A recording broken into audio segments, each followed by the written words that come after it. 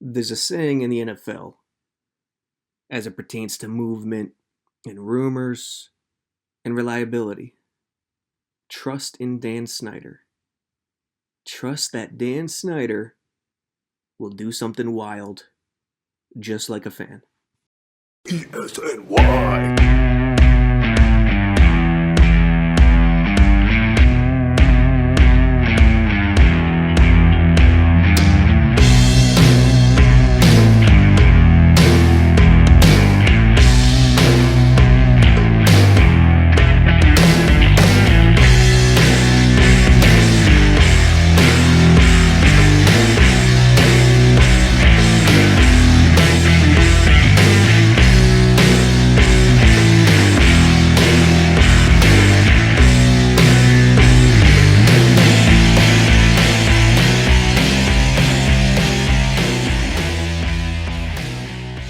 It is the eve of the 2019 NFL Draft, and New York Jets fans still don't know what to expect. Quinnen Williams, Josh Allen. Could Nick Bosa possibly get past the 49ers? Doubtful.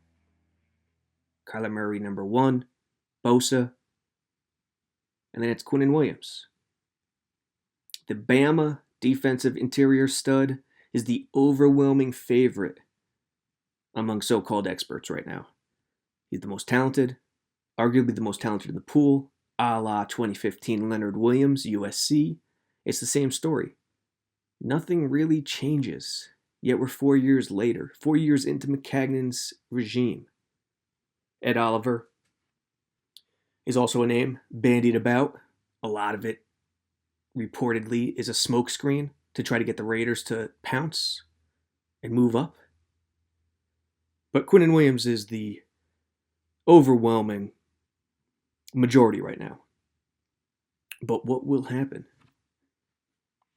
What will happen in tomorrow's first round in prime time? Will there be movement? Will it go chalk? How will the quarterbacks go off the board? Well, we're going to run through all 32 picks of my final mock. Truth be told, I hate mock drafts. It's ridiculous. No one knows what's going to happen. What's the point of these prognostications? It's a tool used for hype. Grabs everyone by the balls, dangles them, and says, here's what your team's going to do. Here's the hope for your franchise's future. It's completely ridiculous. But it's an industry requirement. You got to do it. You got to go for it. You have to follow through with what the world wants. The fans want it. The world wants it. We'll touch on the Giants as well. They have those 2 picks in the first round. Quarterback, will they go quarterback? I'm hesitant to think they will.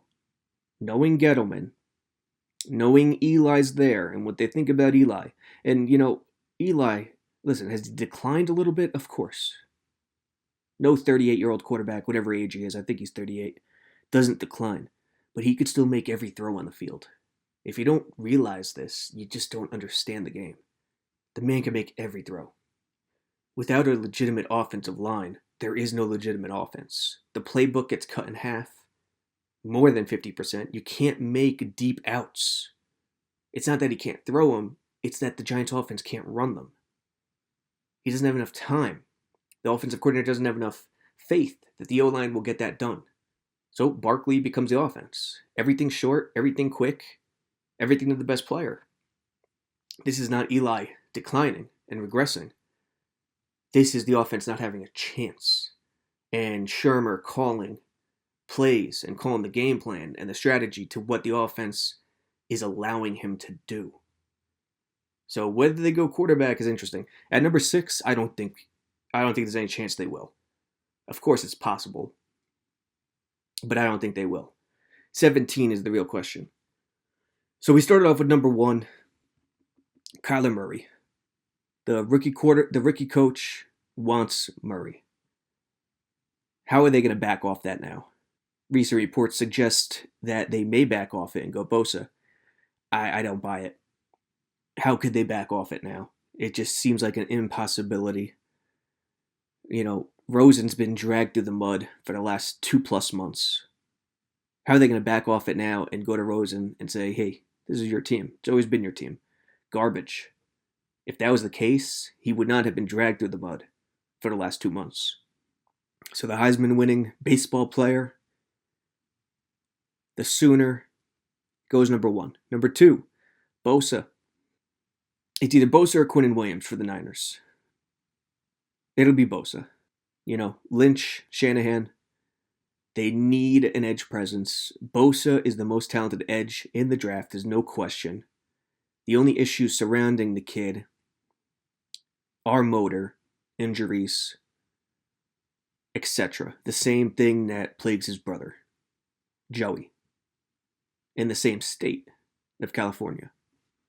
Number 3, if the Jets hold on to the pick, I do believe it'll be Quinnen Williams, much to the dismay of myself and other Jets fans. Listen, I think there comes a point in time, even if Quinnen Williams is better than the other choice, I think there comes a point in time where you have to take the other choice based on incomplete nature of the depth chart. And the Jets' incomplete nature is vacant at edge, not one edge, both edges. And offensive line, center, guard, and tackle. Center, most importantly, obviously. Listen, depth charts are going to be incomplete. But when I say incomplete nature, I mean beyond incomplete. Beyond anything fathomable in which a football unit could run the correct way.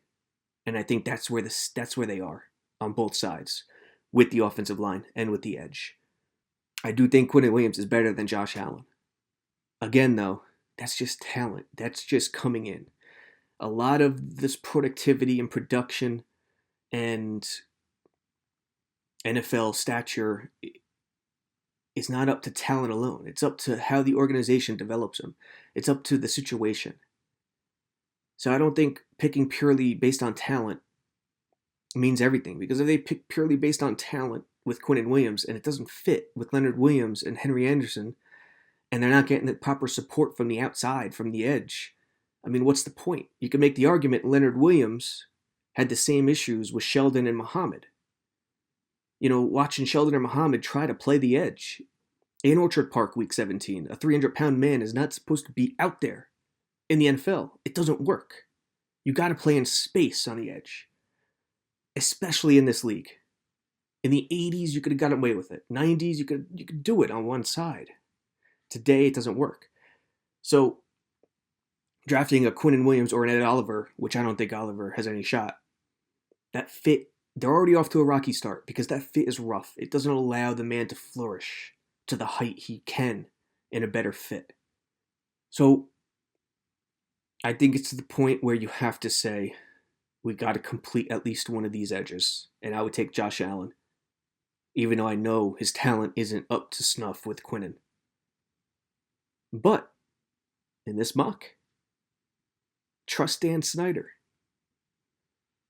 Recent reports are letting us know, reportedly, that Dan Snyder is in love with Dwayne Haskins, Ohio State gunslinger who's slower than Eli Manning, who my grandma Flo could beat in a foot race.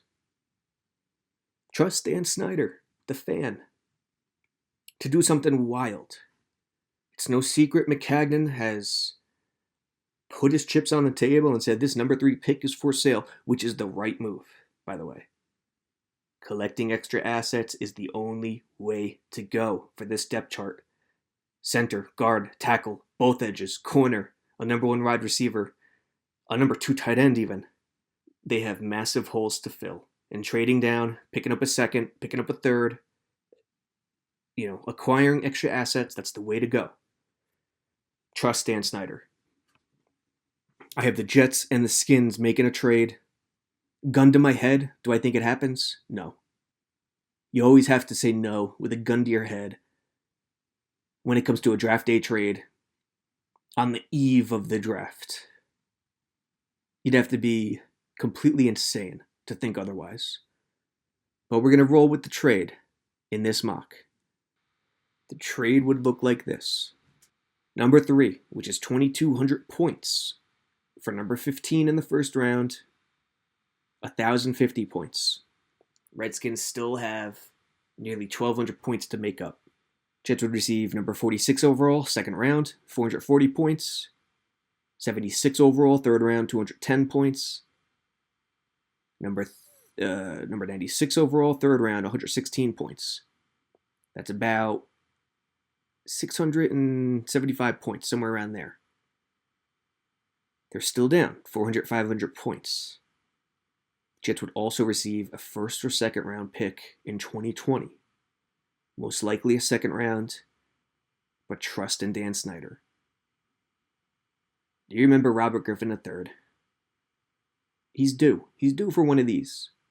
So, a first, no second, and 2/3 turns into a first, a second, 4 third rounders, a fourth rounder, a fifth rounder, and a seventh rounder.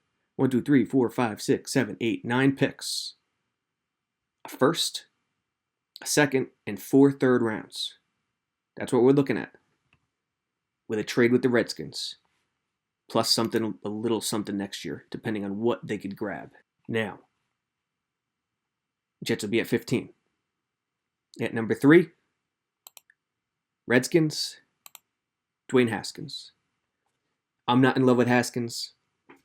I don't think he's great. Dan Snyder is not me. Dwayne Haskins at number 3. Murray, Bosa, Haskins. Number 4, Quinnen Williams. Raiders accept that gracious gift that Dan Snyder gives to the Jets and Oakland. Quinnen Williams he makes sense as a Raider. Ed Oliver makes more sense based on his personality. And if no trade happens, Quinnen goes 3, Ed Oliver goes 4. All is right in the world for the Raiders. Number 5, Devin White. First linebacker. By all accounts, Tampa loves the kid. It seems like a rock solid mock selection. Number 6, the New York Giants say thank you very much. We'll take the local kid, give ourselves an edge presence immediately, a speedy edge presence in Josh Allen from Kentucky, and they go on their merry way. If Josh Allen is there at 6, there's no quarterback discussion. It's Josh Allen. Number 7, TJ Hawkinson, the tight end everybody's raving about, to the Jaguars. Jags need a little something on the inside, and Hawkinson can be that guy. He's a vertical threat tight end.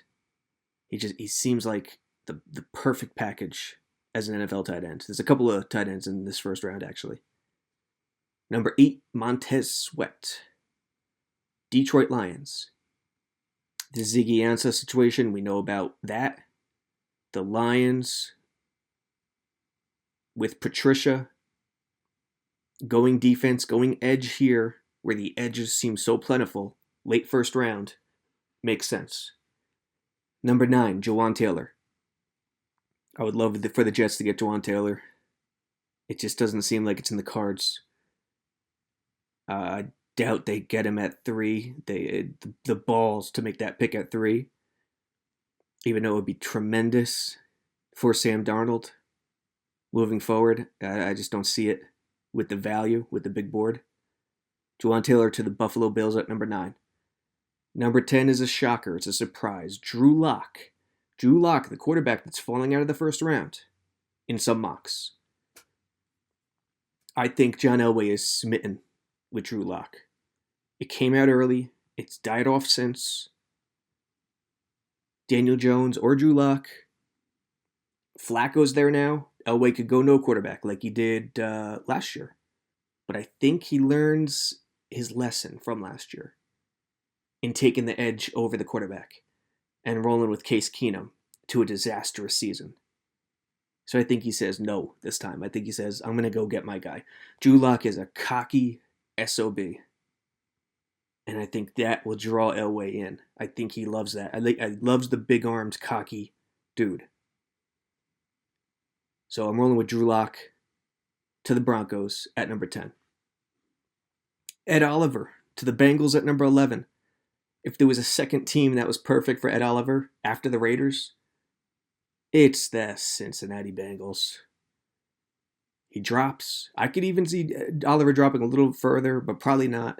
His talent is too great. He's a smaller defensive tackle. He's going to be a J.J. Watt type who could play the edge at times. Some have him listed at 280. So Ed Oliver, 11, Bengals. Noah Fant to the Packers at 12, the other tight end. Aaron Rodgers needs a weapon. He needs a lot. He needs an offensive line too. But I think the Packers go with the other tight end at 12 with Hockenson already gone. Number 13, Cody Ford to the Miami Dolphins. Offensive line. The Dolphins need it. They will grab it. Number 14, Christian Wilkins. Clemson. Atlanta Falcons. Wilkins might be the most underrated player in the first round. Kid is special. You saw it. You saw it in the national championship game against Bama. Number 15, your New York Jets. Thanks to Dan Snyder. Brian Burns. Brian Burns is going anywhere from 10 to 30. This guy's all over the place. Florida State, edge. Extremely quick. Give the Jets the edge. Give them Brian Burns. His speed is insane, folks. Now, is he as complete as the other guys in the draft? No shot. He has a lot to do. A lot to work on moving forward. 6'5", 249. 4.53 40-yard dash. Do you understand how quick that is for an edge player? Okay. 36-inch vertical jump. 129-inch broad jump. 7.01 in a 3-cone drill. Is he a project? I wouldn't say he's a project. He could impact the game immediately. How good will he be against the run? I don't know. There could be many issues there. Many. He's not huge. He's more favorable in a 4-3 as a straight edge, wide 9 look, as opposed to the 3-4. But don't get hung up on the 3-4-4-3. Greg Williams will play both. It's the most dramatized situation of the Jets offseason thus far. The 3-4-4-3. They need an edge. They need a pass rusher. That's all that matters right now. Brian Burns at 15. Number 16, Rashawn Gary to the Panthers. The Jets could go with Gary at 15. Gary is going off the board ahead of Burns in a lot of mocks. But Burns keeps on sticking in my head for the Jets for some reason. Number 17, Giants. Is it Daniel Jones? No. Jonah Williams. They need a right tackle. Jonah Williams is perfect to plug in that right tackle. A lot of people have him moving to the interior, guard, center. I don't see it. He's not strong. He's more of a finesse, pass-blocking type dude. I mean, within the zone rushing scheme, I guess he could move to the inside eventually, but I see him as a tackle. I see him as a finesse pass-blocking tackle in the NFL. So the Giants walk away with Josh Allen, Jonah Williams. Going with 2 defensive players early in that first round. I could see it. Could I see Daniel Jones at number 17? Sure. But Gettleman's old school roots. His old school roots. He knows working on the trenches is the most important thing. And with an incomplete rebuilding team, I see that methodology working here. Josh Allen, Jonah Williams. Number 18, Garrett Bradbury. Best center in the draft to the Minnesota Vikings at number 18. It's a no-brainer. Kirk Cousins needs that center. Number 19, Chris Lindstrom. Boston College guard. Early second rounder right now. Maybe late first. I have the Titans reaching for him a little bit here, which will scramble the entire first round and everyone in seeing that 3 offensive linemen in a row just went off the board. Number 20, Devin Bush falls because of what's happened prior. The other linebacker, after Devin White, Devin Bush falls to the Pittsburgh Steelers at number 20. Number 21, the first corner goes, Greedy Williams, to the Seattle Seahawks. Makes sense. They need secondary help bad. Number 22, DK Metcalf, the beast. Remember Eric Metcalf for the Cleveland Browns? Kick returner, punt returner. Used to destroy the Steelers. Used to drive Pittsburgh nuts. DK Metcalf to the Baltimore Ravens at number 22. Working with Lamar. Makes sense. Number 23, Andre Dillard, another offensive lineman, tackle to the Houston Texans. The Houston Texans need offensive line help in the worst way. They're like the Jets. Nothing else matters until that's complete.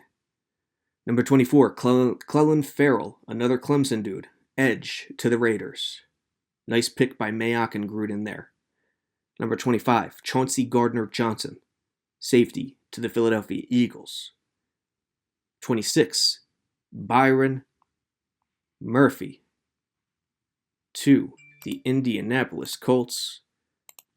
And folks, the Colts need secondary help bad as well. Their offensive line is pretty settled. Their front seven, a lot better than the secondary right now. Byron Murphy is a corner who can come in right away and really help out.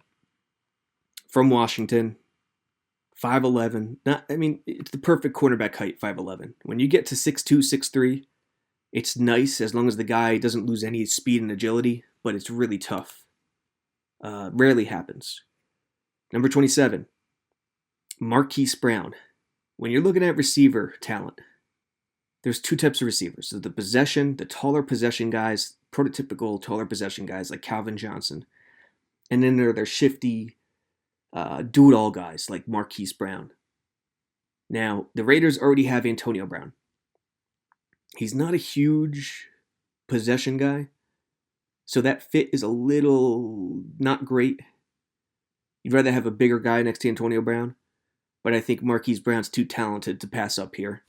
They'll look to go to Marquise, Antonio, and still have that void at the possession receiver. He also feels like a Gruden pick to me. Number 28, Dexter Lawrence. The first and only prototypical nose tackle type. I think he's over 330 pounds. And the Chargers are a pure 3-4 team. They need a nose tackle. Brandon Mebane is their current nose tackle. They need a guy to come in, work behind Mebane, take the starting role, and clog up the middle. Number 29, Joshua Jacobs, the first running back. The Seahawks were world beaters rushing the ball last year, yet they still need a running back. Joshua Jacobs goes to Seattle at number 29. Number 30, Packers, Dalton Risner. Another offensive lineman. They go with Noah Fant at 12. Dalton Risner at number 30. 31, Jeffrey Simmons, interior defensive tackle for the Rams. He fits in the 4-3 nicely next to Aaron Donald. The Rams have very few holes. With Ndamukong Suh gone, they'll need someone to slide in next to Aaron Donald. Finally, number 32, Caleb McGarry, tackle to the New England Patriots. They need a tackle, losing their left tackle this offseason. Dante Scarnecchia, what do the Patriots need? Nothing is glaring. They could use a tight end. I'd bet they'd love to get Font or Hawkinson, but it's well out of their reach. They won't trade up either. So, they could trade up, but they haven't been known to do such things. McGarry, he's projected in the early second right now. Leave it up to Scarnecchia and Belichick to draft a tackle and turn him into an all-pro. And that's it. That's the first round, 32. Trust Daniel Snyder. That's the theme, folks. It's all about the trade. Reports have surfaced. Connor Hughes, Athletic. It came out yesterday that preliminary discussions have been had with the Skins. How much does Snyder want Haskins? This is the key. Who are the people around him? Are they telling him to relax? Are they telling him to go for it? Is he ignoring the caution? Robert Griffin III, it's 7 years now. He's due. He's due to make one of these moves.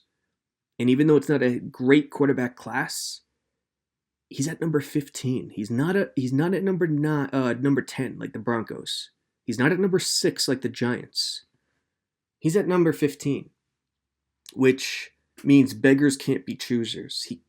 He doesn't have a slew of teams who he could trade with. The Jets, maybe one other team are trying to trade down. He's got to take what the draft gives him. And right now the Jets are the most willing team to trade down. So I bet he'd prefer to trade into the 10 spot and take Haskins, or trade into the 6 spot and take Haskins, but he can't do it. If he wants him that bad, he'll either have to pray that he falls to 15, which he very well could, or pull the trigger, give up his second, give up his third, give up the whole package to get to that number 3 spot. For the Jets, I still hope it's Josh Allen. Oh, well, I hope it's a trade. If it's not a trade, I hope it's Josh Allen, but I think it's going to be Quinnen Williams. And then if it's Quinnen, if it's the big Q from Bama, who, as a player, there's nothing to knock. Good kid. Ridiculous strength on the inside. 3 technique, just like Leo and Henry. Around 287 to 300 pounds, somewhere in that range. Nothing to knock as a player. But Greg Williams will have an issue on his hands again. Not again. The Jets again. Greg Williams will have an issue on his hands. But we'll see. We're around 26, 27 hours away from the first round of the NFL draft. For now, pay attention to all the rumors, all the happenings. Don't go crazy with these mock drafts. They'll drive you nuts. No one knows what's going to happen. This mock draft I just gave you, throw it out the window. It means nothing. But trust in that dude in our nation's capital. If one person is going to give the Jets what they want and what they need to fill out this depth chart, trust in Dan Snyder.